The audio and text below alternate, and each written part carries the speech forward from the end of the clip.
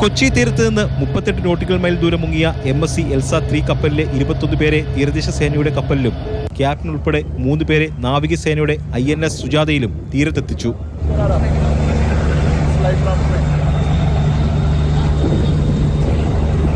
ചരിഞ്ഞ കപ്പൽ നേരെയാക്കാൻ MSC എൽസയുടെ captain ഉൾപ്പെടെ 3 ജീവനക്കാർ അവസാന നിമിഷം വരെ ശ്രമം നടത്തിയിരുന്നു.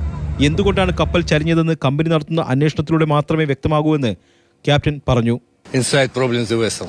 I could not say exactly what kind of problem exactly because it will be investigation. പ്രതികൂല സാഹചര്യങ്ങളെ അതിജീവിച്ചാണ് ദൗത്യം വിജയിപ്പിച്ചതെന്ന് ജീവനക്കാരെ രക്ഷപ്പെടുത്തി കരക്കെത്തിച്ച INS സുജാതയുടെ കമാൻഡിംഗ് ഓഫീസർ അർജുൻ ശേഖർ വ്യക്തമാക്കി. We had debris in the water.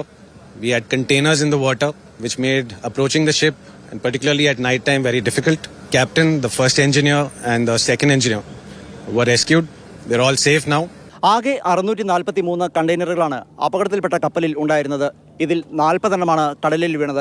ഇതിൽ 13 എണ്ണത്തിൽ അപകടകരമായ രാസവസ്തുക്കളാണ് ഉണ്ടായിരുന്നത്. കടലിൽ എണ്ണ കലർന്നിട്ടില്ല എന്ന് തീരസംരക്ഷണ സേന പറയുന്നു. അതേസമയം ജൈവവൈവിധ്യവും മത്സ്യസമ്പത്തും ഏറെയുള്ള കേരള കടൽ തീരത്ത് എണ്ണ കലരുമോ എന്ന ആശങ്ക ഇനിയും അസ്ഥാനത്തായിട്ടില്ല.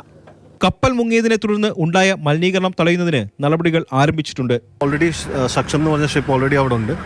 അവർ പൊല്യൂഷൻ റെസ്പോൺസ് ആക്ടിവിറ്റി തുടങ്ങിയിട്ടുണ്ട്.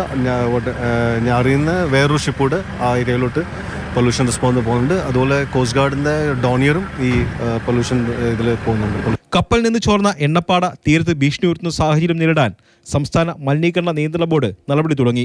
ഇതിനായി 2 റാപ്പിഡ് റെസ്പോൺസ് ടീമിന് രൂപം നൽകി. അപൂർവ വസ്തുക്കൾ, കണ്ടെയ്നർ എന്നിവ കണ്ടാൽ തുടരുതെന്നും അടുത്തു പോകരുതെന്നും 112 അറിയിക്കണമെന്നും മത്സ്യത്തൊഴിലാളികൾ ഉൾപ്പെടെയുള്ളവർക്ക് നിർദ്ദേശം നൽകി.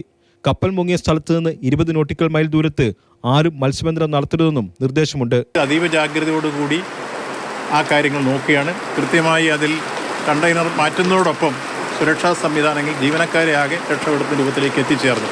ഇന്ത്യൻ നാവികസേനയും തീരദേശ സേനയും അതോടൊപ്പം തന്നെ മറ്റ് ഏജൻസികളും സംസ്ഥാന സർക്കാരിൻ്റെ ഏജൻസികൾ ഉൾപ്പെടെയുള്ളവർ സംയുക്തമായി നടത്തിയ ദൗത്യത്തിൻ്റെ ഫലമായിട്ടാണ് നമുക്ക് ജീവൻ രക്ഷിക്കാൻ കഴിഞ്ഞത്. ഇനി പാരിസ്ഥിതിക പ്രശ്നം അവിടെ നിലനിൽക്കുന്നുണ്ട്. ആ കണ്ടെയ്നറുകൾ കടലിൽ നിന്ന് നീക്കം ചെയ്യേണ്ടതുണ്ട്. അതിനുവേണ്ടിയുള്ള ശ്രമങ്ങളും തുടരുകയാണെന്നുള്ളതാണ് ബന്ധപ്പെട്ടവർ അറിയിച്ചിരിക്കുന്നത്.